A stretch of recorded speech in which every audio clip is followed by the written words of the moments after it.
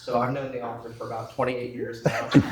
You know my father, you know that he likes to share. So I think that this is a great example of that. But myself and other family members and friends received various drafts of the book. The copy they see on the table over there is also a really good version. But I think what I wanted to share was when I read the first draft, my dad did something that I've seen throughout my entire life, which is I've always thought of him as kind of an encyclopedia of knowledge and mentorship. Even though I roll my eyes a lot, or my brothers do as well, he teaches us about life lessons and things. One of my dad's superpowers, in my mind, or just strengths, is being able to take in information from the books that he's read or YouTube videos or just other people and be able to incorporate that in a meaningful way to teach myself and others in terms of specific situations. And that's what the first draft, I think, had a little bit more of. A lot of the different books that I knew about that he had read and videos that showed me or told me about, and I listened most of the time about the concepts and stuff.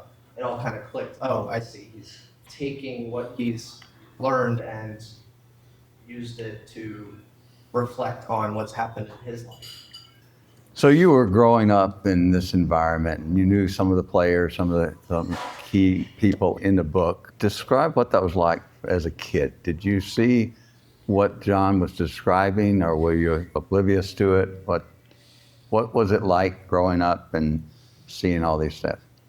I think both my parents, but mainly my dad, was trying to make my brothers and I as oblivious as possible to the various aspects of his life and hardships. I know that whenever my brother and I would argue about where to go out to eat, he would turn the car around and drive us into his childhood neighborhood and say, if you're arguing over this, imagine what it'd be like having to worry about just having food on the table. I think that they tried as hard as possible to make it very blurry what had happened, and then reading through the various chapters in the books, knowing of the people that were being written about and the various stories. I know when I first read it, I was like, wait, she did that? I didn't remember that, or I didn't know that. So I think it just helped me gain more perspective into my dad's life.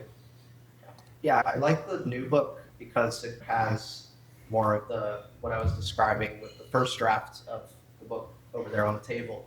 I like that it has more of a deep dive into not just the stories, but like I was mentioning earlier, a reflection of the stories and the characters. I know my dad lovingly has described me as irrational, which I don't know where he got that from. I guess apple doesn't fall far from the tree. Yeah.